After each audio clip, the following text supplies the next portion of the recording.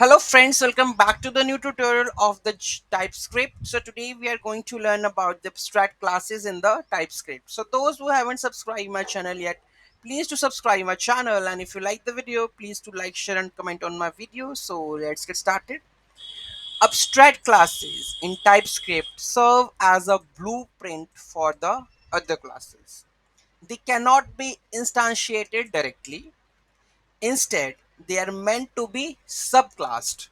Abstract classes can define abstract methods, which are the methods that have no implementation in the abstract class itself, but must be implemented in the derived class. Abstract classes are the base classes from which other classes may be derived.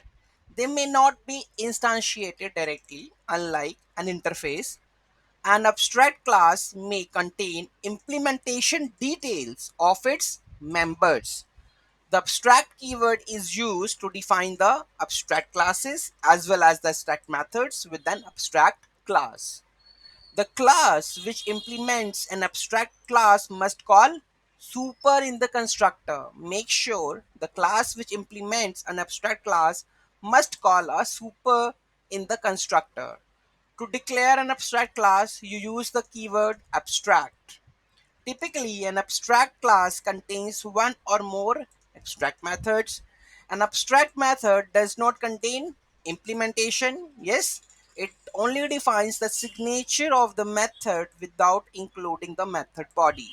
An abstract method must be implemented in the derived class. Let's take an example and understand the things. Okay, so this is the example. So let me copy and paste this one. Okay, and understand this flow.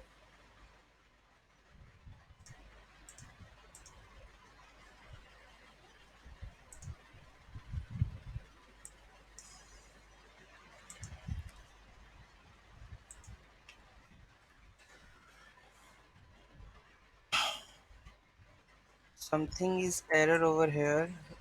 Let me comment this first part.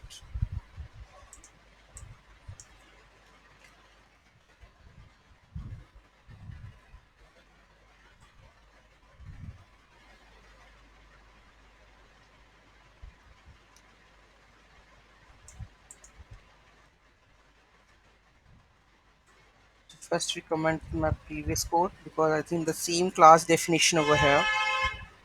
Okay, so here we have the next one. Okay, so there is no error, right? Okay, let's understand the example.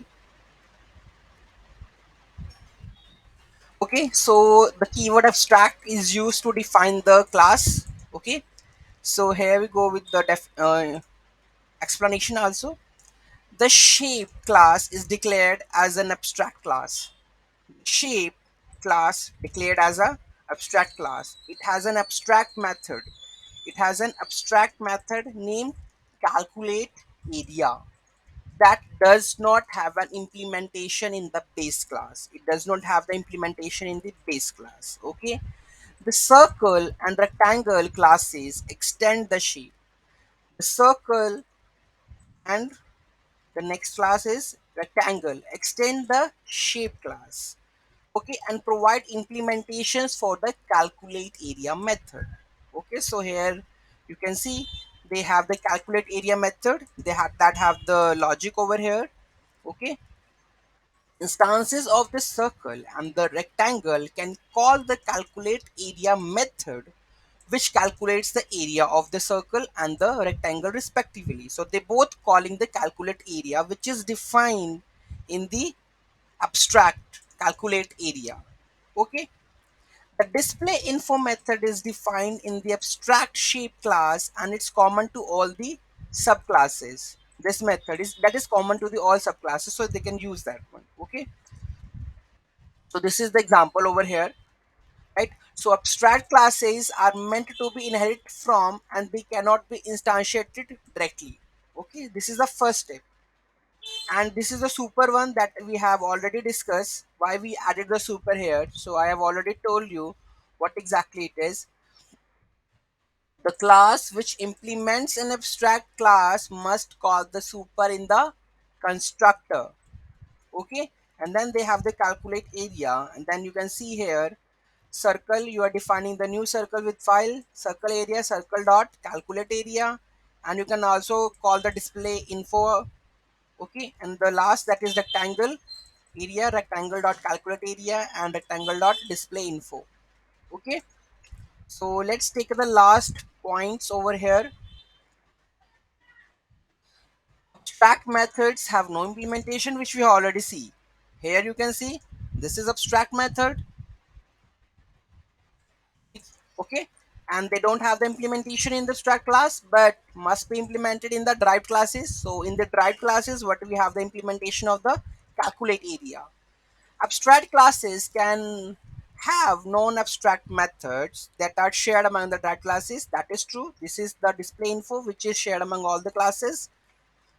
Abstract classes can provide a common structures and enforce a certain interfaces for its subclasses. Subclasses must provide implementations for all the abstract methods. Okay, so subclasses, right? This is subclasses can provide subclasses must provide implementation. So they are providing the implementation of the calculate area, right?